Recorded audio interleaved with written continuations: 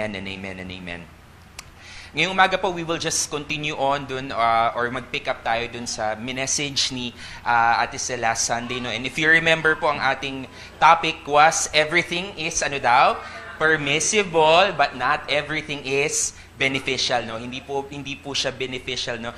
And if you notice po, yung trend ng messages natin for the past Sundays, it was about being, a chosen people, na tayo po ay royal priesthood nga na sinasabi ng Bible, and a peculiar people, no? May pagkakaiba talaga. And basically po, itong messages na to, no, na talagang sinasabi ng Panginoon, it brings us to this word or thought, no, sa slide po natin, no. Nandiyan po yung word na tsadan, no, yung word na distinction, no.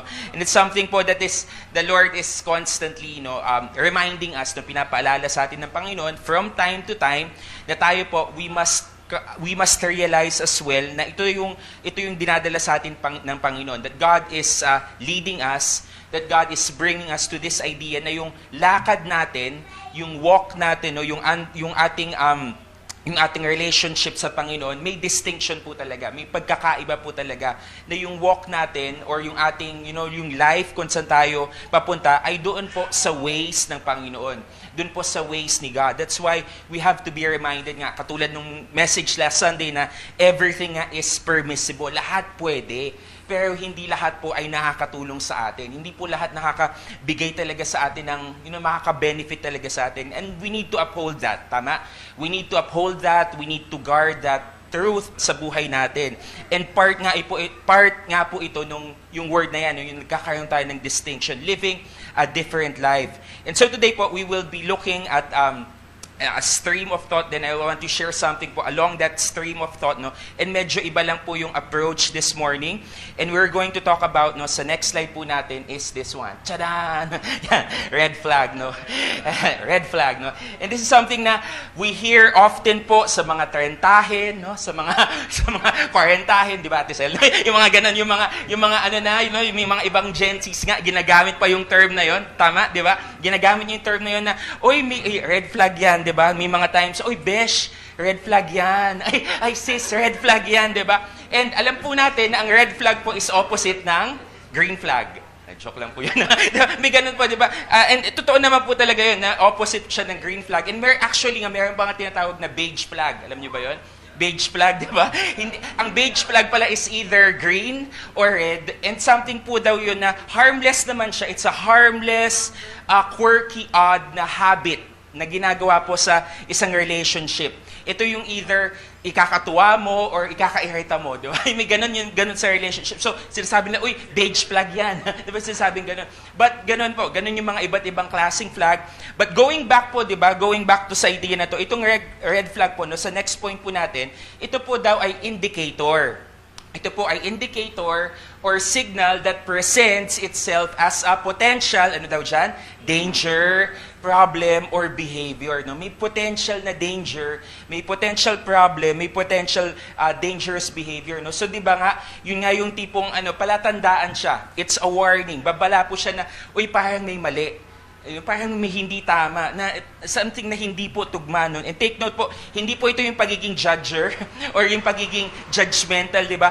Pero alam mo yun, yung dahil sa mga ginagawa, yun sa mga actions, no, sa mga decision makings, no, sa mga choices, kahit nga po sa mga salita, di ba? May mga potential yun, may mga potential na magsabi na, ay, red flag yan. No, di ba?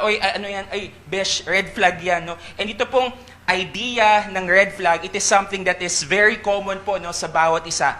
Common po sa bawat isa po sa atin, no? Kahit po sa mga hindi mga Christians or kahit sino po, no, ginagamit po yung term na yan. Now, we will be talking about something po, and specifically po, ito po ay aimed, no, sa atin, no, sa mga Christians. No? And this is something na nakita ko na din po sa years ng pagiging Christian ko, and ako din mismo, nakita ko din ito sa buhay ko, that there are Christians po who fall into the category, sa next slide po natin, ay red flag Christian. No? Red flag Christian, di ba? And we know po, yung words na yan, di ba? Red flag at Christian, hindi po sila tugma. Tama po? Hindi po sila dapat nagsasama. Hindi po sila dapat magka-partner. Pero ito po yung katotohanan, and again, it's not passing judgment po. Hindi po ito yung pagiging judger, observation lang po talaga na meron po nga mga Christians na nagsasabi, nagde-declare, Christian sila, pero madami silang red flag.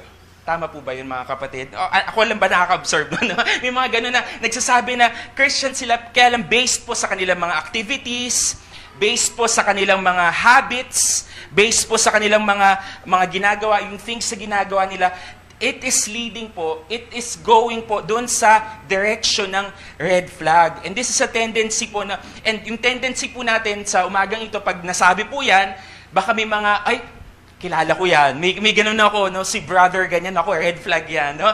Na yung ganyan, ako, alam mo kapatid, may kilala akong ganito, red flag yan. Ay, may church na red flag, no? Ang dami ng mga ganun, ang dami natin mga naiisip na ganun. But before po we think of others, kailangan i-examine muna natin yung sarili po natin. Tama, di ba? Tayo muna talaga yung tignan natin, Lord, ganito ba ako? Lord, may red flag ba ako? God, may mga bagay ba na magsasabi sa akin na red flag ako? Remember po yung sinabi ni Jesus, di ba, na bago tayo mag-point, bago tayo mag-judge sa ibang mga tao, sabi niya, kung may muta yung ano nyo, tignan nyo muna yung muta sa mata nyo, di ba? Ganun po yung sinasabi ng Panginoon. So, tayo po nga dapat ang kailangan ma-check. Tayo po muna dapat yung kailangan ma-observe. So, before we judge, before we critique, or before we make conclusions po sa mga ibang tao, dapat tayo muna. Sabi mo sa katabi mo, tayo muna kapatid. No? Tayo po muna dapat yung tayo muna dapat yung ma-check muna. And so this morning, yung title po ng message natin, hindi na po ito masyadong pinakomplicate, no? So sa next slide po natin, yan, do not be a red flag Christian. Okay, pwede ba natin muna sabihin to sa atin muna, do not be a red flag Christian. Pwede ba natin tapikin yung sarili natin, do not be a red flag Christian. At pakisabi sa katabi mo, do not be a red flag Christian. Huwag tayo magiging red flag, no? Huwag po tayo mag-fall doon sa category na red flag. Now, to help us po understand yung concept, itong idea po ng red flag Christian, hindi po tayo titingin sa New Testament, and babalik po tayo ulit doon sa tinignan natin last time, no, yung about sa Old Testament. Kung last time po, ang nakita natin is a person na talagang nag-purpose sa kanyang puso, person po na talagang naging, nakita natin yung life ni Daniel, no? But we will go back years po before Daniel, at ang tao po na titignan natin sa umagang ito, sa next slide natin, is yan, si Samson, no? Si Samson, yan. Yan, lakas yun, di ba? And if you grew up in Sunday school, di ba, alam naman natin yun, isa po siya sa mga topics, isa siya sa mga nasasama palagi dun sa Sunday school, mga studies, no? And yung pag-highlight talaga kay Samson, katulad nga na sabi ni Ron Jerix, di ba? Nalakas yun, di ba? Malakas siya, no? May incredible strength po itong si Samson. Yun po yung naging special sa kanya. Yun po yung naging unique kay Samson. But as we study po his life, iba po talaga si Samson, katulad kay Daniel na nag-purpose in his heart. Ito pong si Samson, siya po ay magiging warning po. Siya po ay magiging isang babala, no? Isang red flag po sa atin, na talagang tayo po, we need to continually ask, Lord God, kung may mga ganito po sa buhay ko, God, i-search mo yung heart ko, i-search mo yung puso ko. If there are red flags in me, if there are red flags na nakikita mo sa buhay ko, Lord, we need to ask God na talagang i-draw yun, alisin po sa buhay natin. Now, just to give you po a quick background of Samson, no? Si Samson po, sa next slide natin, he lived in the time of the Judges. No? Kung nabasa nyo po yung Judges, ito po ay gitna po. No? It is in the middle between si Joshua po, dinala sila sa Promised Land, and after po, nung sila po ay nagkaroon ng first king, no? si King Saul. Siya po yung first king of Israel, no? So doon po yung period ng Judges. Nandun po sila sa gitna. Nandun po sila sa gitna ng timeline na yon. So bago sila dumating ng pagkadating nila ng Promised Land, and before sila nagkaroon ng king, no? So yung setup po ng Judges, actually, ang nation po ng Israel would be under a theocracy, no? Bago pa mag-depart si Joshua, sabi niya, okay, ganito ko kayo isi-set up. Ganito yung magiging yung setup ng inyong bansa, no? Theocracy dapat, no?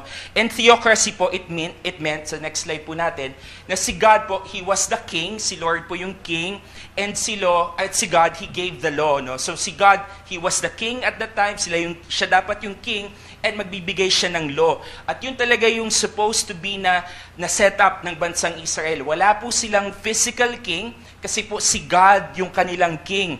And big deal po yung time na yun, kasi among the nations, lahat po sila may mga kings. Lahat po sila may physical king. But si Josh, ito pong Israel, sila po talaga yung magiging iba. Sila po talaga yung magiging different from other nations. Sila lang po talaga yung magiging mag-outstand, magiging yung talagang sila yung dapat magiging magsha-shine out sa ibang mga bansa, kasi nga po wala silang king. Si God yung kanilang king. Yun po dapat, yun yung magiging plus talaga nila. And so, for almost 300 years, ganun po, no? Si God yung magbibigay, si God yung kailangan mag-obey sila kay God, and may bibigay na law ang Panginoon. And si God, He would raise up judges.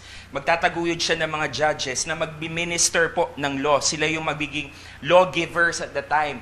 Kaya alam po, meron din, and somehow po itong setup na to, it kind of felt na disaster din po, no? Kasi po may isa pong cycle na paulit-ulit nung time po ng judges, no, sa next slide po natin, makikita nila itong cycle na to, no, na meron silang cycle of disobedience, magdi-disobey yung mga Israelites, and then dadating yung disaster, and then dadating yung deliverance ni God. No? So, ganun po yung nagiging cycle nila. So, magdi-disobey sila, okay, kami na bahala, Lord, sa buhay namin, gagawin namin yung gusto namin. And then, pagkatapos nun, biglang dadating po yung disaster, dadating yung calamity. And before, pagdating nung disaster, hindi na nila kaya talaga yung pagsubok, hindi na nila kaya talaga yung ginawa nilang disaster. Magpe-pray sila, Lord, tulungan niyo po kami. And then, mauulit yung cycle na yun, no? Talagang sila ulit, no? Babalik sa ganung setup, kami na bahala sa buhay namin, magdi-disobey kami. Tapos pag dumating yung mga pagsubok na, yung mga storms ng buhay, Lord, patulong po. And then, talagang, alam mo, bibigyan ng deliverance sa Panginoon. Now, bago po tayo maging judgers sa mga judges, no? 'Di ba? Somehow, no? Kapareho nila yung buhay natin, tama, 'di ba? Naalala niyo, yung talagang ako'y bahala, Lord, gagawin namin yung gusto namin, kami gagawin ng diskarte namin. Tapos pag dumating na yung pagsubok, Lord, help! Lord, tulungan niyo po kami. Tapos biglang, of course, si God, dahil mahal niya tayo, magbibigay po siya ng deliverance, no? Magbibigay po siya ng way na talagang, okay, anak, isa-save kita, anak, i-guide kita. But, no, yung pag nakita natin na ganun yung cycle, no, nagiging paulit-ulit talaga, but it somehow shows na sa buhay po ng mga judges, pinapakita talaga yung need na kailangan natin ng Savior. Yun po yung kumbaga, no, dark times yun sa panahon ng Israel na talagang paulit-ulit yung kanilang ginagawa, but at the same time, it points to the reality na kailangan po natin ng tagapagligtas, no? Kailangan natin ng Savior. But at the same time din po, no, si God, hindi po siya magsistay kapag ginagawa na yung mga disobedience na yan. Kumbaga, kailangan mo daanan talaga yung ginawa mo. Kailangan mo daanan yung mga fruits ng disobedience mo. And actually nga po, itong book of Judges, it closes with a very sad verse. No? Sabi po kasi sa Judges 21 verse 25, ang sabi po dyan, in those days, Israel, had no king. Wala silang king. Wala silang authority. All the people did, whatever, no, kahit ano, what seemed right in their own eyes, no? O so, kumbaga, kung sa tingin mo tama yan, sa tingin mo okay yan sa'yo, gawin mo yan, no? Gawin mo yan. Wala pong moral compass at the time. Walang nagbibigay ng direction. Wala pong nagbibigay ng orders. Everyone just became free to do what seemed right in their eyes. So, kumbaga sinasabi ko, I'll do what I want.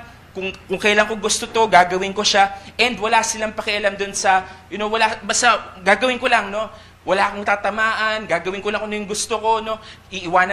Papabayaan ko yung mga kung ano man yung sinasabi nila, ganun po, no? Kumbaga, wala silang pakialam doon sa results, no? At yun po yung nakakalungkot, no?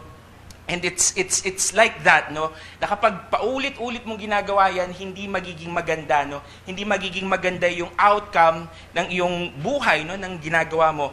And when you read po the story of Samson, dun po siya nagfo-fall sa category na yun, no?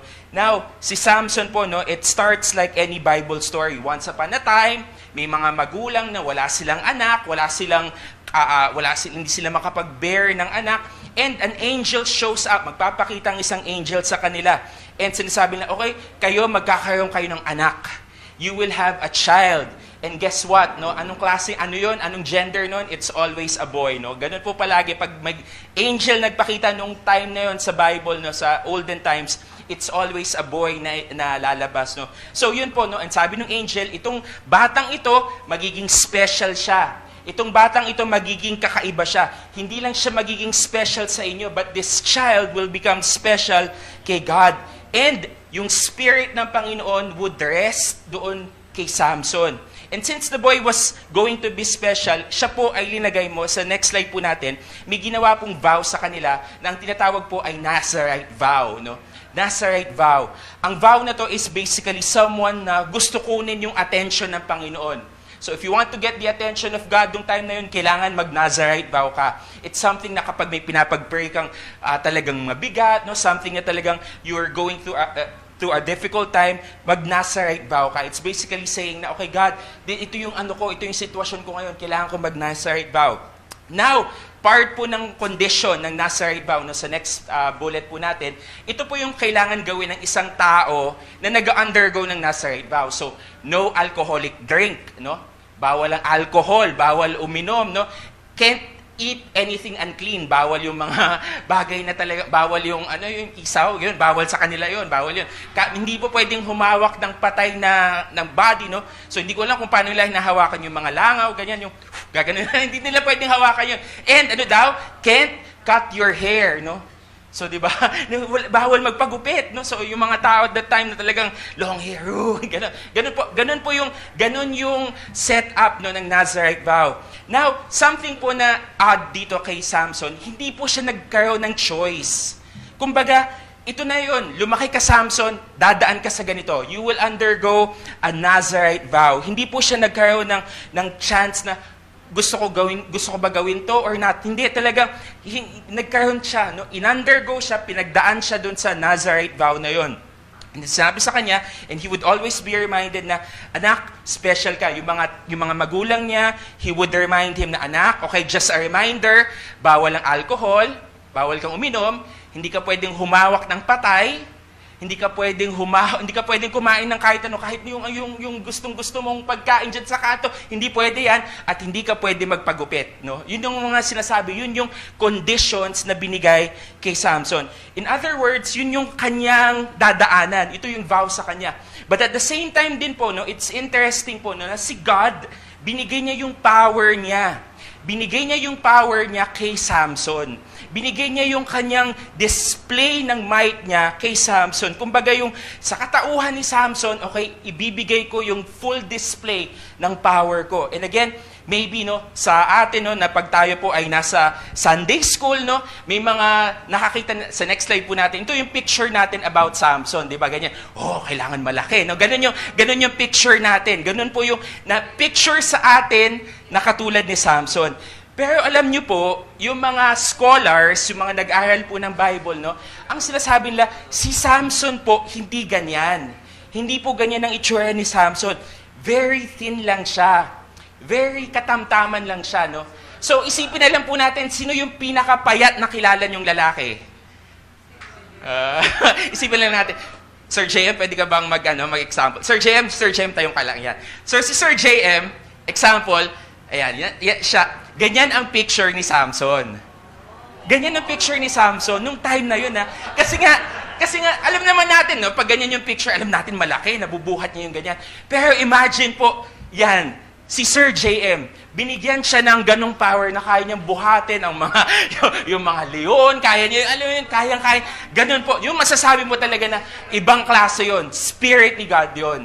So, ganun yung setup, ganun yung itsura nung time na yun. Binigyan siya ng extraordinary power, binigyan siya ng extraordinary na talaga, kaya niyang gawin yung imposible kasi nga po yung Spirit ni God ay nagdwell po kay Samson. So siguro po yung mga time na yon, kung may mga nambubuli sa mga kaibigan ni Samson, tatawagin lang nila si Samson, Samson, may nang-away sa akin, ganyan. Talagang yung power ni God, no, magdadwell kay Samson. So, di ba, napaka-extraordinary po ni Samson talaga. Hindi po siya katulad ng kahit sino. He was not like any other person. Ibang klase po yung power na nagdadwell sa kanya. But at the same time din po, no, kay Samson, something po na naging issue sa kanya, no, sa next slide po natin, no, si Samson po, he reflected yung culture kung saan siya nabubuhay. That Samson reflected the culture he was living in. Kumbaga po, yung culture kung nasaan si Samson, yun yung naging algorithm niya. Yun yung naging sinusundan niya. Yun yung mga nakita niya na, okay, ganito yung culture ko, magiging katulad lang ako ng culture ko. Kumbaga kung ano yung sinasabi nila that they did what was right in their own eyes, ganun din po si Samson. He wanted to become like everybody else. Gusto niya maging belong. Gusto niya na makasama siya. At ito siguro yung pinaka-red flag talaga ni Samson, no? Na talagang maging ano lang siya, maging katulad lang siya ng kahit sino. And something po na nagustong-gusto talaga ni Samson was women. Mga babae po, no? Specifically po, Philistine women, no? So very quickly lang po, no, si Samson, ang kanyang work po, ang kanyang naging first job was a border guard. Kumbaga po siya yung magbabantay between Israel and the Philistines. Kasi magkaano lang yun, no? Malapit lang yung kanila. So, si Samson, siya yung magbabantay. Okay, walang papasok dito ng mga Philistines. Siya yung magbabantay doon. And he was also a judge for Israel for 20 years. But the problem nga po kay Samson is, palagi po siyang pupunta doon sa kabilang barangay, no? Pupunta siya doon sa place kung nasan yung mga Philistines. At talagang titignan pa niya yung mga, uy, may ano ba dito? May maganda bang Philistine woman dito? May maganda bang ano dito? Yun po yung naging problema kay Samson. Actually po, yung first escapade niya, no, according to Judges 14 verse 1, no, sa next slide po natin, ang sabi po kasi dyan, Samson went down to Timnah and ano daw, saw there a young Philistine woman. So nagka-crush bigla si Samson. Oy, nakakita ko, uy, ang ganda naman yan. No? He was not like, wala namang ganun talaga. Alam natin, yung time na yon, Philistine woman, yun yung kalaban ng mga Israelites. Doon sila talaga, hindi sila hindi sila same level, iba yung kanilang paniniwala. At doon siya nagka-crush. Yung kaya po, delikado yung magka-crush. Tahimik na.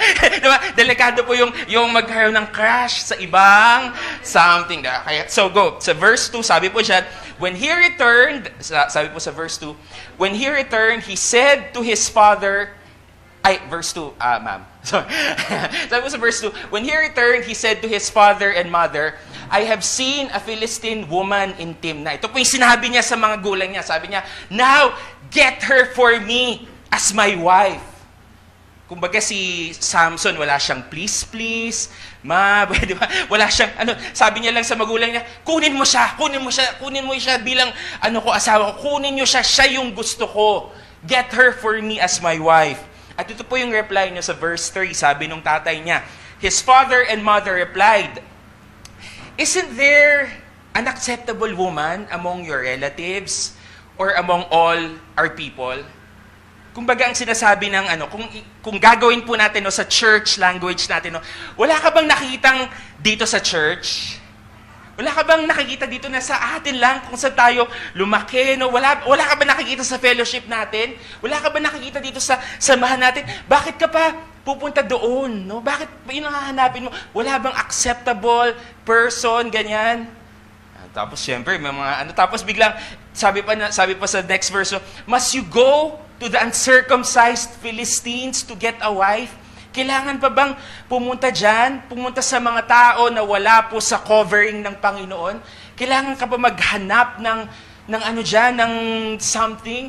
At yun po yung naging, and something po na kailangan natin tandaan din, na during the time naman po, hindi naman po issue ni God yung interracial marriage. Ang problema lang po kasi sa ganung setup, na kapag ikaw ay nag-asawa or nagkaroon ng relationship na hindi po under God's covenant, ang mangyayari po nun, yung mga gods nila, magiging gods mo din. Gets po? No, kung ano ba yung sinasamba nila, isasamba mo din sila. Magiging part ka din ng paniniwala nila. And so, yung mga parents ni Samson, Samson, alam mo naman na hindi pwede. Alam mo naman na simulat sa pool pa lang, no? Very start pa lang, alam mo na hiniwalay ka ni God. Alam mo na sinet apart ka ni God. Alam mo naman na dinedicate ka sa Panginoon. Alam mo naman na ikaw ay talagang binigyan ka ng ganong gift. Wala nang ibang may ganyan. So, hiniwalay ka ng Panginoon. So, kapag inasawa mo yan, kapag ginawa mo yan, no, lahat ng kanilang beliefs ay mapapasayo na. Kaya ka nga border guard kasi nga bagbabantay ka. Hindi mo sila iaalaw na pumasok dito. Tapos ikaw, pumupunta ka doon, naghahanap ka ng ano mo doon, ng someone mo doon. Pero ito din po yung sinabi ni Samson no, sa next verse. But Samson said to his father, "Get her for me." Kunin mo siya, no? Siya yung gusto ko. Get her for me. She's the right one for me, no? And again, ganun po yung kanyang mindset, no? Ganun po yung kanyang pag-iisip na, okay, sa tingin ko siya. Siya na yung the one ko. Siya na yung ano ko. Siya yung dinidesire ko. Kaya kunin mo siya sa akin. And what's interesting po, no, na talagang dapat nga protektahan ni Samson yung mga tao niya, yung mga Israelites. Kaya lang po, si Samson talagang gusto niya lang yung pumunta doon, no? He was supposed to protect the people, but hindi po siya nagpo-protect sa mga Israel. Ginagawa niya, babantayan niya, lalabanin niya yung mga Philistines para lang gawin kung ano yung gusto niya, no? So, kay Samson, ako lang din ang masusunod. No, ganun yung purpose ko, yung kung ano man ang gusto ko, yun ang gagawin ko, yun ang ifa-follow ko. Wala po siyang pakialam dun sa mga moral issues. Kung ano yung gusto niya, kung may nanakit sa kanya, gagawin niya yun, gaganti siya. And so, nung part ng story na yun, he goes to the Philistine border, na may lion na nag-attack sa kanya, hinati niya lang yung katawan ng lion nun. Ganun po ka-powerful talaga si Samson. And pagkatapos nun, he goes back to the lion na may mga swarm of bees, may honey kasi doon, and kumuha lang ng honey doon si Samson, no? And he eats the honey kahit bawal yun sa kanya, 'di ba? Sabi kasi, 'di ba, bawal kang kumain ng patay, no? Anything na dead hindi mo pwedeng kainin. So, alam mo yung dinidisobey na ni Samson yung mga ganong vows niya, no? And he goes to the Philistines, nagpakasal siya ng isang Philistine woman, and talagang naging ano lang siya, na pinakita niya lang na, okay, ako yung boss dito, ako yung masusunod dito, and then he humiliates itong mga Philistine, at nakakatakot na pagkatapos na mapakasalan niya yung Philistine woman na yon, biglang nakuha ng mga Philistines yung babae and sinunog. No? So ganun po ka-chaotic, ganun po kagulo yung buhay ni Samson. Ganun po yung mga sa choices na ginagawa niya, sa choices na pinipili niya, ganun. Very magulo talaga yung sitwasyon niya. And then he spends a night dun sa Philistine camp. Talagang kukuha ulit siya ng mga women, and ganun lang. And he would fight them. Kaya lang po, madami na siyang ginawang mga compromises. Madami na siyang ginawang mga compromises sa buhay niya until wala na siyang control. He had no self-control anymore. Gagawin niya lang kung ano yung gusto niya. Gagawin niya lang kung ano yung sa tingin niya ay tama before his eyes. Kaya po ang sabi din ng verse natin, no, sa next slide po natin, no, about self-control, no, sa Proverbs 25 verse 28. Ang sabi diyan, like a city whose walls are broken through is a person who lacks self-control. Like a city wall, no, na talagang may mga cracks, may mga butas na, no, is a person na wala pong self-control. Wala na siyang, gagawin ko lang anong gusto ko, wala akong pakialam sa mga moral issues, basta sa tingin ko tama to, ito yung gagawin niya. Ganun po yung tao na walang self-control, no. And so, very important na makita natin na pag-ingatan natin yun, ano? Kung tayo po gusto natin na magkaroon ng, blessing din, magkaroon ng mga favor din, kailangan natin ng self-control. Pakisabi sa katabi mo, kailangan natin ng self-control. kailangan natin ng self-control sa sarili natin. Hindi lang talaga pwede na gawin lang natin yung gusto natin. So, as the story goes po, no, ganun yung naging setup ni Samson. Pupunta siya sa mga Philistines, pupunta siya doon sa part ng mga Philistines, and sooner or later po, no, makikita na niya yung babae na talagang magiging meet siya ng kanyang buhay. Magsuslow down na yung story pagdating sa next na to, no? Sa kanyang naging meet siya ng kanyang buhay. Sa next slide po natin, si Ma'am Delilah. No? si Miss Delilah. No? Siya po yung naging meet siya. Siya po yung naging start ng unti-unting pagbagsak. Now, many of us know, alam na po natin yung papunta. Alam na natin kung saan papunta itong story na to. But isipin lang po natin mga kapatid, no? Is it possible kaya, no? For someone na binigyan ng ganong favor ng Panginoon, someone na binigyan ng ganong power ni God, someone who has been dedicated sa Lord, someone who has been, offered sa Panginoon as, magiging iba ka. You are not like anyone else, no? Someone na talagang binigay, inoffer sa Panginoon, someone who has been set apart for God, someone who has been, talagang madaming skills, madaming talents, madaming kayang gawin, can do stupid or questionable things. Pwede kaya yun? Or can someone who has been lied to time and time again, no? Ang dami ng sinabing mga lies sa kanya, can still believe, can still trust yung tao na yun na binigyan yung magtiwala pa din sa taong yun. And the answer to that, alam po natin yun, is a yes, no? Kahit gaano pa minsan katalino, kahit gaano pa minsan kagaling, no? Pwedeng mahulog doon sa trap na to. And ito po yung naging picture, ito po yung naging story, ito yung naging picture talaga ng life ni Samson and Delilah. And kami po ni Ate Olive nyo, sa time namin sa ministry, madami na kaming nakitang ganito, no, na magagaling, matatalino, no, may ability, may kayang gawin sa Lord, sa buhay nila. But alam mo yun, nahuhulog lang, no? Na-entrap lang sa mga pangako. No? May mga red flag na, kaya lang, go pa din sa red flag. No? So ito po yung story, no? Judges 16 verse 4. Sabi po dyan, sometime later, he fell in love. Ito to, talaga sincere na siya. He fell in love with a woman in the valley of Sorek whose name was Delilah. No? Yun po, naging meet siya ng buhay niya, si Delilah. Now, take note po, si Samson, sabi ko nga po, in love talaga siya dito. In love po siya sa babaeng to. Yung mga previous relationships niya, joke lang yun. Pero this time, talagang nabulag siya. This time talaga, I fell in love with this. Kaya yun po talaga yung itsura po ni Samson. Talagang na-in love na siya. And sabi po sa verse 5, so ito, again, si Delilah nga po ay Philistine. Sabi po sa verse 5, the rulers of the Philistine went to her. Pumunta po kay Delilah, no, and said, see if you can lure him into showing you the secret, no? Yung ano mo siya, pag sinabing lure kasi akitin mo, no? Halika, lumapit ka. Lumapit ka. If you can lure him into showing you the secret of his strength and how he can overpower him so we may tie him up and subdue him. Ibig sabihin talagang patigilin, patahimikin, no? Sabi dyan, each one of us will give you 1,100 shekels of silver. And probably it was 1 million, no? 1 million pesos. No? Bibigyan ka namin ng ganitong kalaking amount.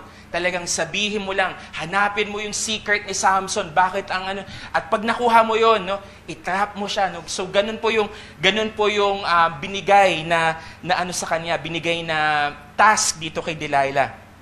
Ang sabi po dyan, for the next part, sabi po sa verse 6, so Delilah said to Samson, tell me the secret of your great strength and how you can be tied up and subdued. And I'm sure po itong conversation na to ay hindi po sa Starbucks nila ginagawa. No? hindi po sila ay halika, mag-coffee tayo and sabihin natin, Samson, paano ka ba matatie up? I'm sure hindi po ito ginagawa sa Starbucks, hindi po sa coffee shop, no? Kayo na po bahala kung saan nila ginagawa yung conversation na yan. At ang sabi po sa verse 7, Samson answered her, okay? If anyone ties me 7 fresh bowstrings, at ito, invento lang to ni Samson sa kanya, that have not been dried, tingnan po yung sinabi ni Samson na, I'll be weak as any other man, no? And somehow, si Samson at this point, no, talagang starting to lose sight na hindi siya like any other man. hindi siya ordinary, hindi lang siya basta-basta, hindi lang siya someone na talagang, someone na, okay, regular lang. Meron po siyang angkin na unique, something na very special sa kanya. Meaning po, ang sinasabi din ni Samson sa kanya, okay, I have the potential, no? Though the Spirit of God rests on me, I have the potential, even though my birth was predicted by angels, I have the potential to be weak as any other man. I have the potential to be average. I have the potential na maging katulad lang ng kahit sino. And kung tayo po, no, kung meron tayong chance, kung may opportunity po tayo na mag-drop in dun sa kwentong yon, pwede ba natin sabihin na, talaga ba Samson? Talaga ba? Papayag ka talaga nun?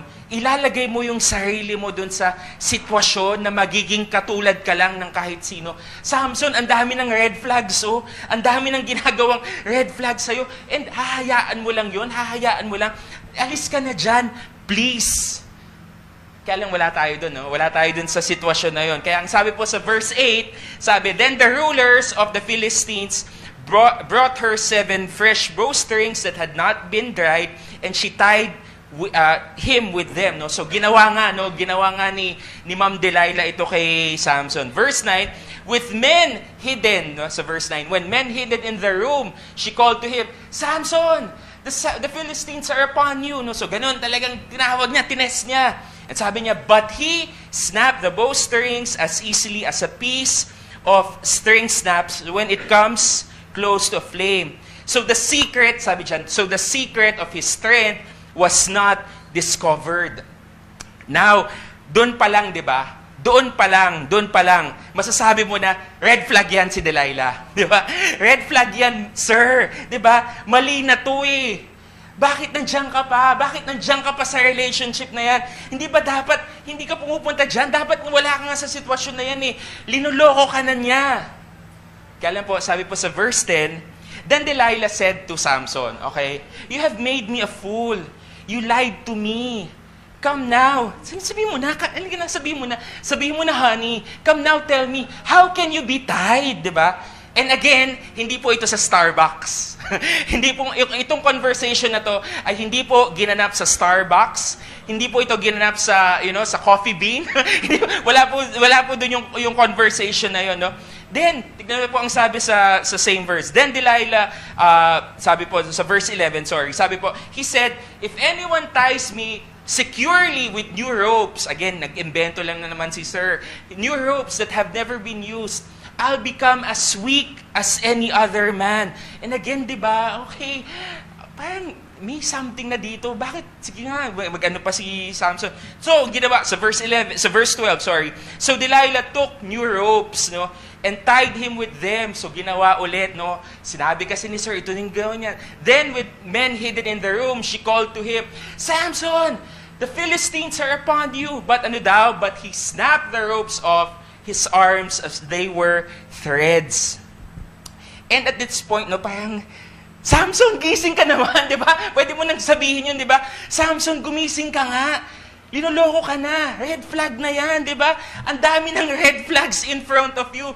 Bakit nandiyan ka pa sa relationship na yan? Tanong mo sa katabi mo, bakit nandiyan ka?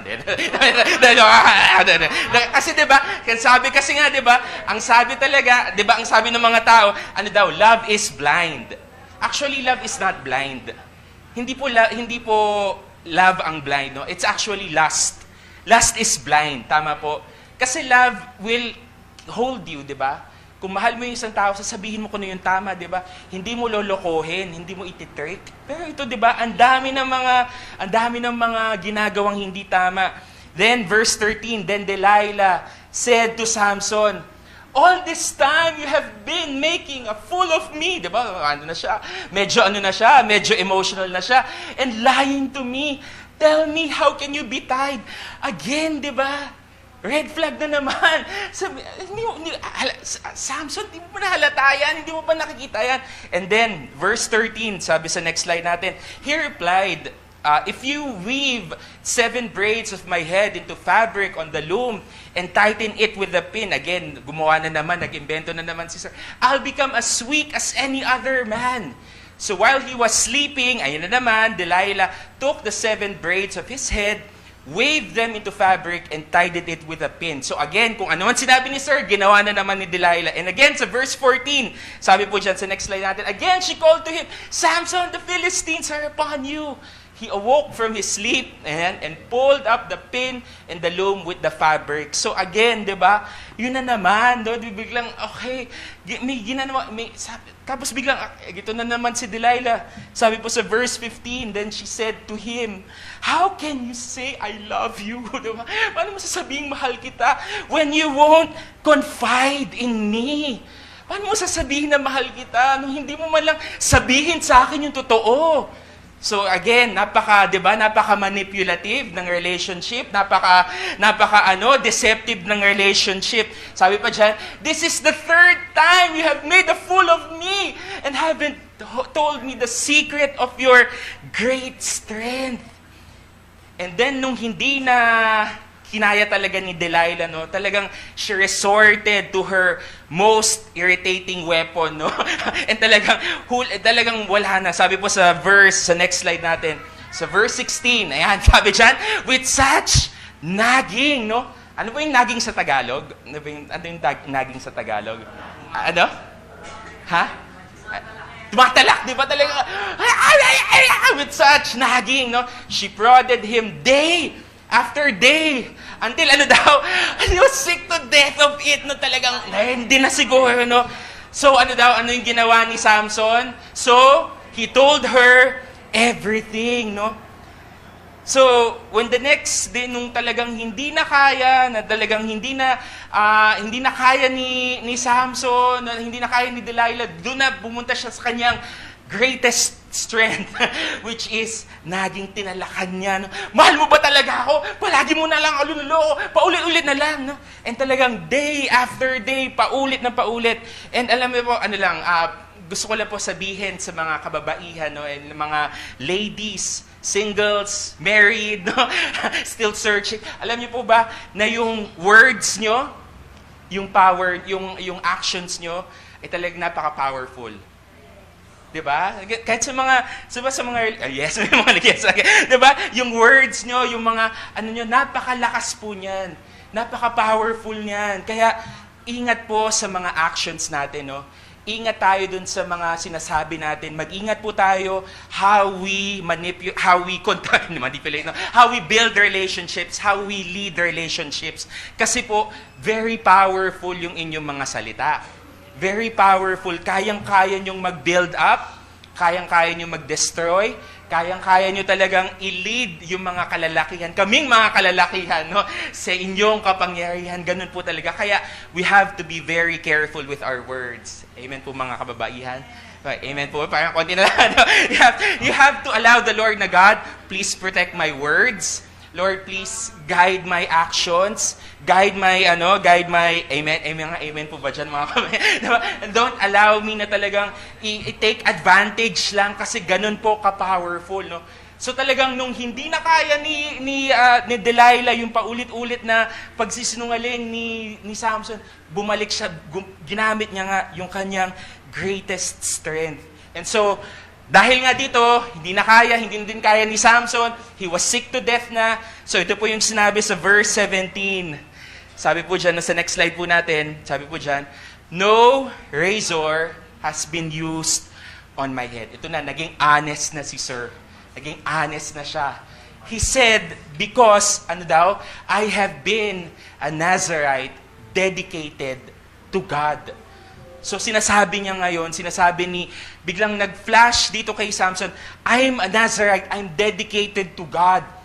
I belong to the Lord. I belong to the Lord. And so bakit ako nandito sa sitwasyon na to? Bakit ako nandito sa isang sitwasyon na nagko-compromise na ako? Bakit ako nandito sa sitwasyon na talagang dapat wala ako dito? Tapos sabi po sa next part ng verse natin, from my mother's womb. Sinasabi niya, yung birth ko was predicted by an angel, no? I'm a miracle baby, no? Wala dapat ako dito, kaya lang binigay ako ng Panginoon, gift ako ni God. At sabi ba dyan, if my head were shaved, my strength would leave me. And sabi niya, and I would become as weak as any other man. Sabi niya, I'll just be average, no? I'll just be normal, no? I'll just be like everybody else. Magiging katulad lang ako ng kahit sino. Hindi na ako magkakaroon ng strength na binigay sa akin ng Panginoon. And so yung story po, it goes from a downward spiral na despite nga po ng mga warnings, despite na po yung mga red flags, no? Ang dami ng mga warnings dito kay Samson, he still did kung ano man yung gusto niya, no? Pinakinggan niya kung ano yung sa tingin niya would benefit him, sa tingin niya yung kung ano yung magiging pleasing sa kanya without knowing na talagang hindi magiging maganda yung outcome. And so, alam naman natin, they have another passionate night. Again, hindi ito sa Starbucks, no, nag-ano na sila. So, si Samson uminom, nalasing, and then, ito na naman, no, talagang inimagine na siguro ni Delilah, okay, kuha ko na yung ano ko, makukuha ko na yung 1 million ko, no. Tapos biglang, ayun na, ginawa na niya kung ano yung dapat hindi gawin, nag-ano siya, kinalbo na niya, no, tinanggal niya yung hair ni Samson.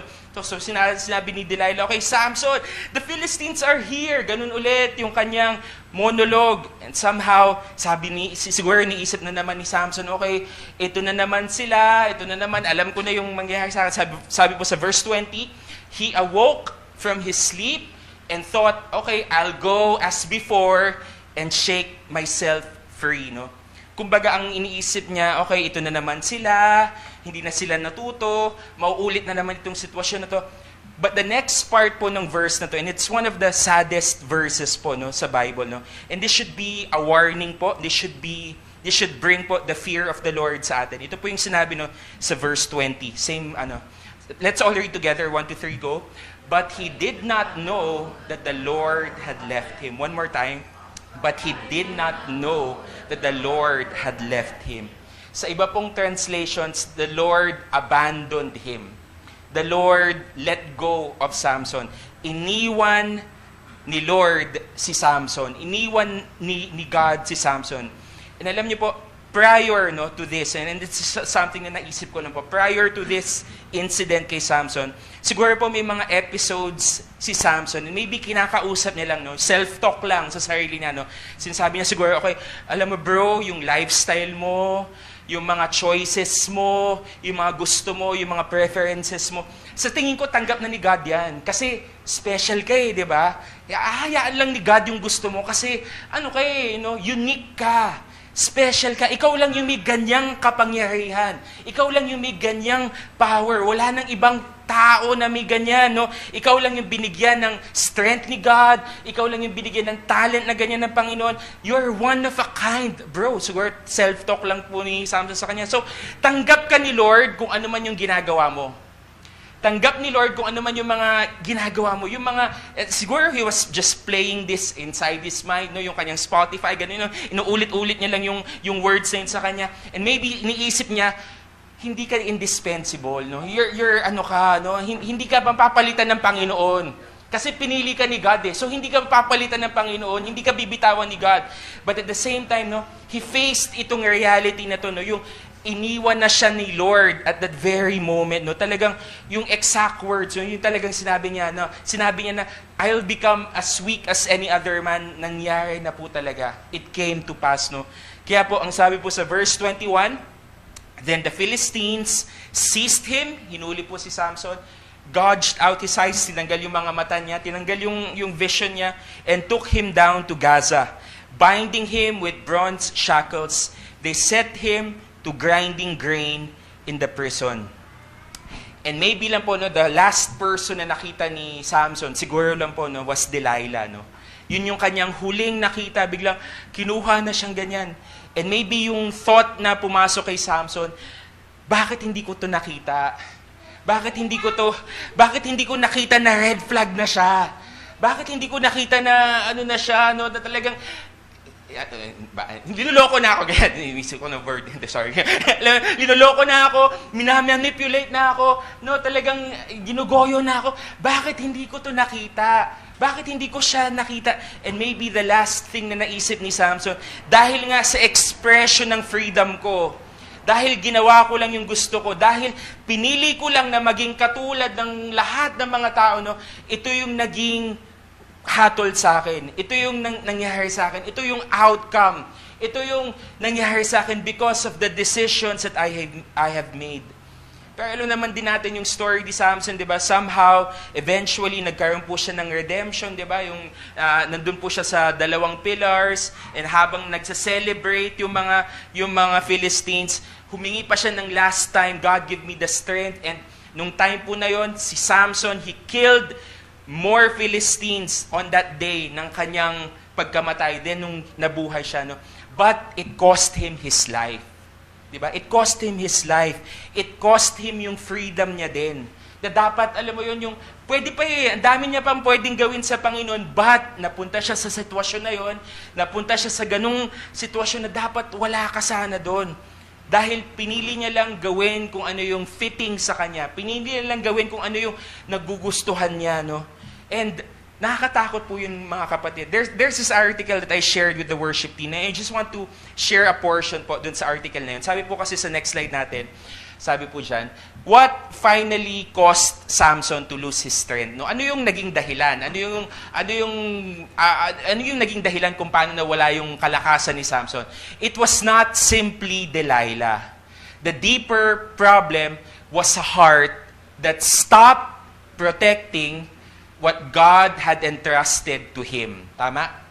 Yun yung, hindi si Delilah yung naging issue eh. Start pa lang, no? Simula pa lang, hindi na binantayan ni Samson. Hindi na niya na-guard yung sarili niya.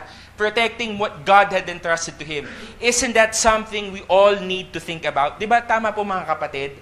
Diba? Hindi si Delilah yung naging problema ni Samson. Yung puso ni Samson, start pa lang, hindi na naka-align kay God. At yun, talagang unti-unti na hindi siya naglagay ng limitations. Hindi siya naglagay ng mga katulad nga ng sinabi ni Ate Sela Sunday, everything daw is permissible, but not everything is beneficial. Hindi siya nakinig last Sunday doon sa message eh. Dapat nakinig siya, diba? So, yun po yung mga hindi nagawa ni Samson, hindi na niya na-apply yun. At ito pa yung sinabi sa next part nung slide. Sabi niya, we often guard our money, our work, and our reputation. Diba? Talagang binabantayan natin yan. But, look at the question. No? But are we guarding our walk with God? Binabantayan ba natin yung walk natin sa Panginoon? Binabantayan ba natin na, God, Lord, kamusta na ako sa'yo? Kamusta na yung relationship ko sa'yo? Sabi pa dyan, natural ability can never replace godly character. Tama? Ang natural ability natin can never replace godly character. Talent without integrity will slowly drain away. And strength without self-control will eventually fall. And if we solely rely on our strength, if we solely rely on our talent, our skills, yung talino natin, kung dun lang po tayo talagang nagbe-base, kung yun lang nagiging natin, kung yun po ay mga bagay na binabase natin yung natin, at wala tayong accountability, hindi po tayo nagpapa-cover in prayer, hindi po natin sinasabi na, Pas, pakipag-pray ako. Kuya, pakipag-pray ako. Pag hindi po tayo ganun, in some way, one way or another, dadalhin tayo ng mga talents natin to some place, di ba? Ang talents natin, i-lead tayo to some degree. But, wala pong sustainability. Hindi tayo maso-sustain. It will not carry us through dun sa mga iba't ibang mga sitwasyon ng buhay. Alam naman natin, again, what is happening to our Senate, di ba? Ang tatalino ng mga nandun, ang gagaling ng mga nandun, bakit ganon? Bakit ganon yung inaano nila? Kasi nga po, nag-rely lang sila sa talent nila. Nag-rely lang sila dun sa ability nila, pero wala pong accountability. Hindi sila nagpa-check and balance. At yun, and again, nakakatakot lang kasi nga po, just like Samson, pwede kasi sabihin nila, okay, sige, gagawin ko yung gusto ko, I'll still do this, but nakakatakot lang sa next slide natin, yung warning na kay Samson, ang lead pala niyan, sorry, but ang sabi dyan, but he did not know that the Lord had left him, Yun yung nakakatakot talaga, Hindi alam, hindi alam ni Samson na iniwan na pala siya ni God. That God had abandoned him. At yun po yung tragedy ni Samson. Yun po yung nakakalungkot, no? Someone na binigyan ng ganong gift, no? Someone na binigyan ng ganong klaseng ability, siya lang po ang may ganon, but nag-fall po siya sa ganong state, no? Tragic po yung life ni Samson. But at the same time din nga po, no, si Samson po, yung buhay niya po is a reminder for us. At sinabi natin po ito kanina, no, sa next slide natin, that giftedness does not equate maturity. Tama po?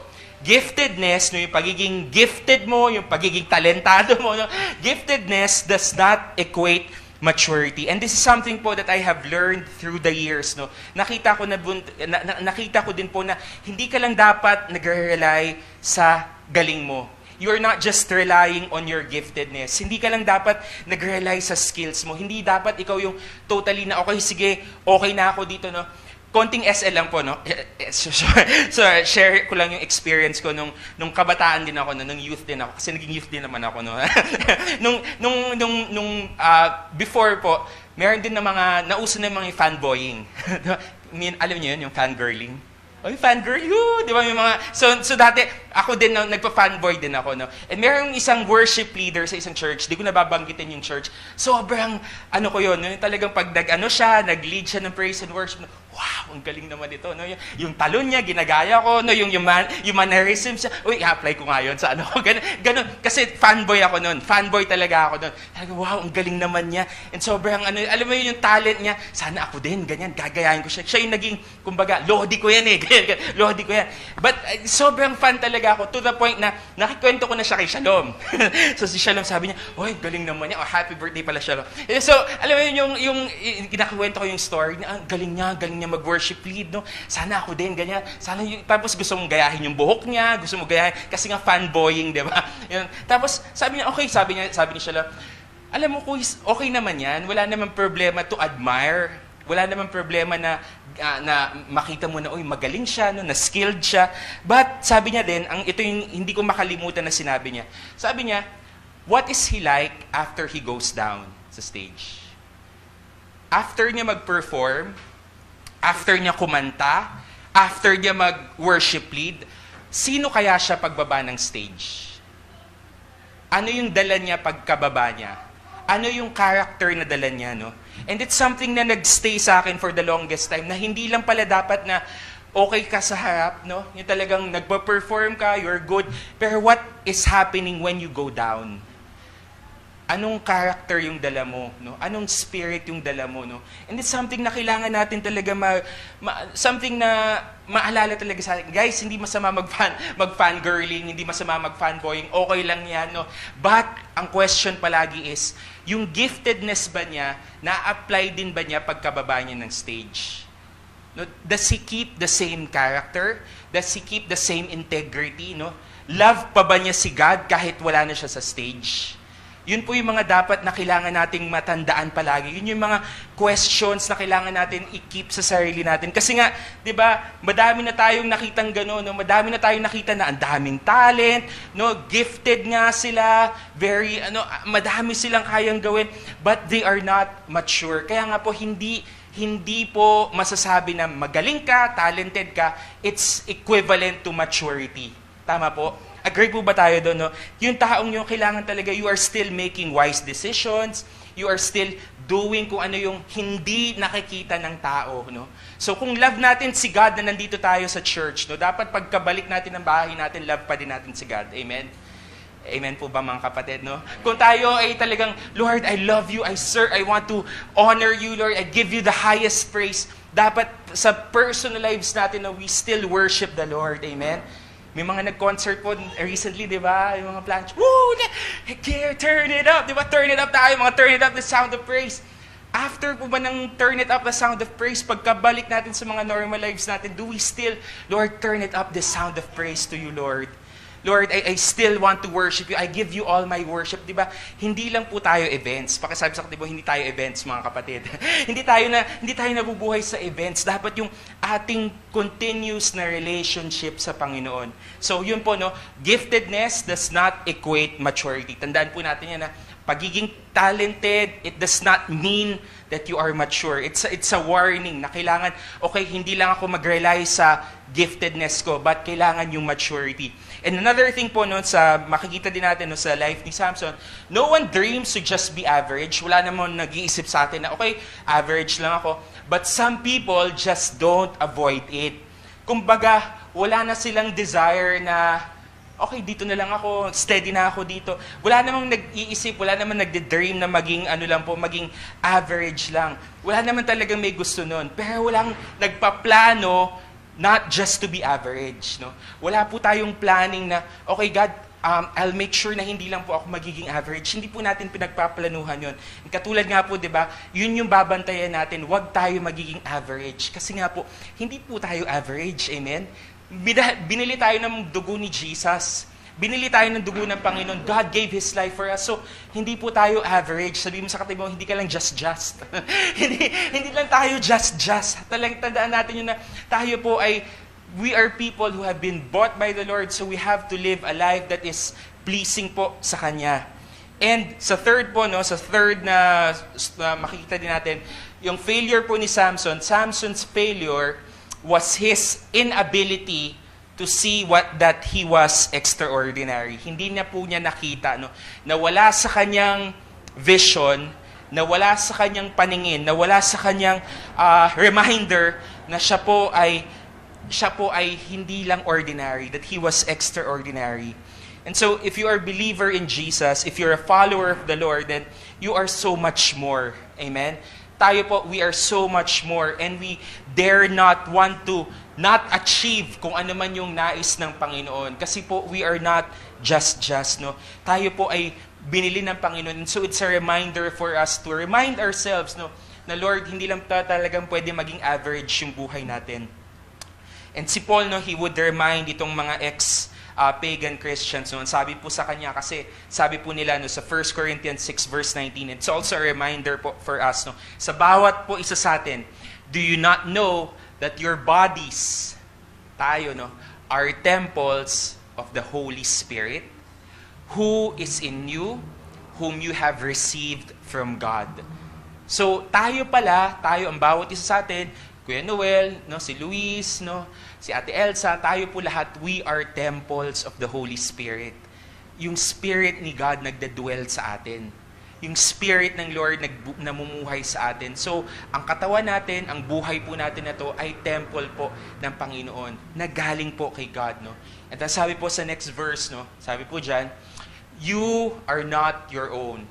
Okay? We are not our own. Hindi lang po tayo namumuhay sa gusto lang natin. You were, bought at a price.